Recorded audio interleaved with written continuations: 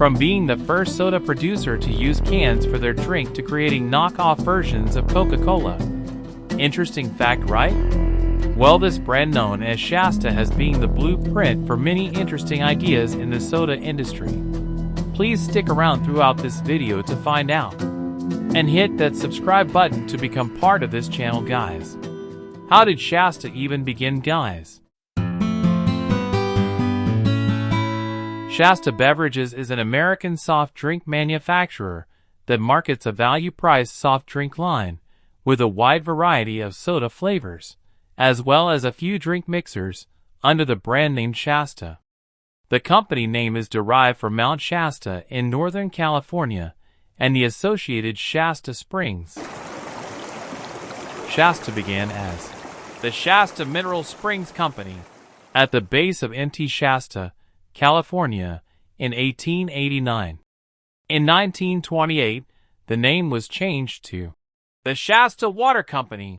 It produced bottled mineral water from Shasta Springs in Northern California.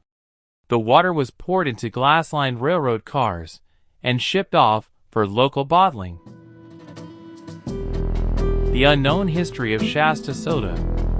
From mountain springs to soda. The history of Shasta is a case study on American beverage innovation, spanning over 130 years. Initially focused solely on bottling and distributing mineral water, Shasta capitalized on the popularity of natural spring water during the late 19th century. The company's innovative use of glass-lined railroad cars for transportation demonstrated their early commitment to maintaining the quality and purity of their product. Shasta's first soft drink. Shasta's entry into the soft drink market in 1931 with its ginger ale marked a significant turning point for the company. It was the first time they diversified beyond mineral water. This move came during the Great Depression, suggesting the company was adapting to changing market conditions and consumer preferences. The choice of ginger ale as their first soft drink was strategic, as it was a popular mixer for alcoholic beverages, allowing Shasta to expand its market while staying close to its roots as a provider of mixers and non-alcoholic beverages.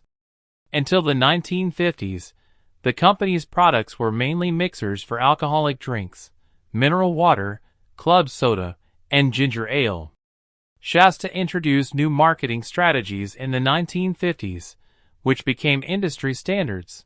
The packaging of soft drinks in cans, the introduction of low-calorie, i.e. diet, soft drinks, and the distribution of cans and bottles directly to grocers through wholesale channels. First soda company to use cans. Shasta's groundbreaking decision to package soft drinks in cans in 1953 revolutionized the beverage industry, offering consumers a more convenient and portable option compared to glass bottles. This innovation not only set Shasta apart from its competitors, but also paved the way for widespread adoption of canned beverages across the industry. The move to cans also aligned with Shasta's other forward-thinking strategies of the 1950s, such as introducing diet sodas and implementing direct-to-grocer distribution. In 1953, Shasta was the first brand to create a lower-calorie version of its product, and in the 1960s it became the first soda company to sell a sugar-free drink. In 1970s it became the first soda brand to replace sugar with high-fructose corn syrup and use of a 12-ounce can for packaging soda.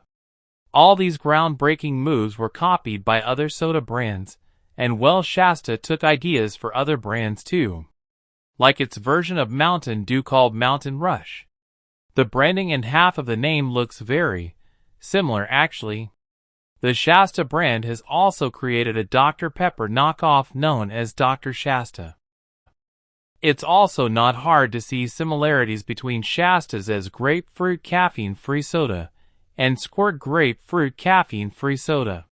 Well, this where it gets more interesting. The infamous Coca-Cola did not escape the imitation, with the Shasta Cola looking very similar in color and adding the name Cola to the product. They created their own Shasta Cola. But interestingly, This type of behavior is not synonymous with Shasta alone. It would amaze you to find out the unbelievable amount of knockoff versions of brands you know. Take a look at this. Well, you see, there are so many Dr. Pepper's knockoffs, and even that of other soda brands. Even some of the supermarkets we purchase from are well known for having knockoffs of popular brands. But this is even more common than we think. So how is it even a thing? Well, it depends on the laws of the brand. You see, counterfeit products are not the same as knockoff products.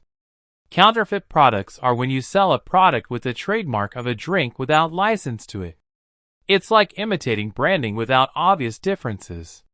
You can't make your own Coca-Cola and sell it to people as Coca-Cola.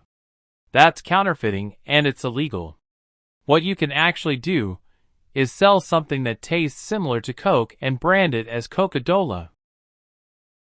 During the 1960s, Shasta was purchased by Consolidated Foods, later known as Sara Lee, and was renamed Shasta Beverages.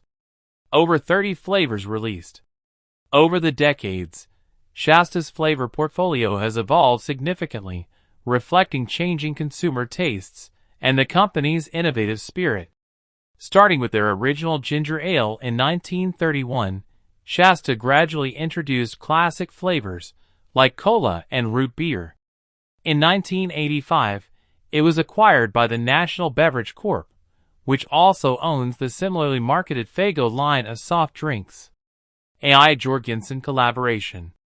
In 1983, Shasta made an unexpected choice by hiring Al Jorgensen, frontman of the industrial metal band Ministry, to create and perform a jingle for their national expansion campaign. This collaboration showcased Shasta's willingness to embrace unconventional marketing strategies and tap into emerging musical trends to appeal to a broader audience. As the mid-20th century approached, they began experimenting with more unique options. The 1960s and 1970s saw the introduction of fruit-inspired flavors, while the 1980s and 1990s brought bolder choices like tiki punch and grapefruit zazz. In the early 2000s, Shasta pushed boundaries with unconventional flavors such as bubble gum, chocolate, and even culturally inspired options like horchata and non-alcoholic sangria. HQ and vacation retreats. Shasta's corporate history is intertwined with the natural beauty and allure of Mount Shasta, as evidenced by their original headquarters. The company's initial base of operations was not just a typical office building, but a multifunctional property that served as both a health resort and vacation retreat. Well, this concludes the video, guys. Hit that subscribe button and don't forget to comment your thoughts. Check out other videos from when you're done with this one. Bye!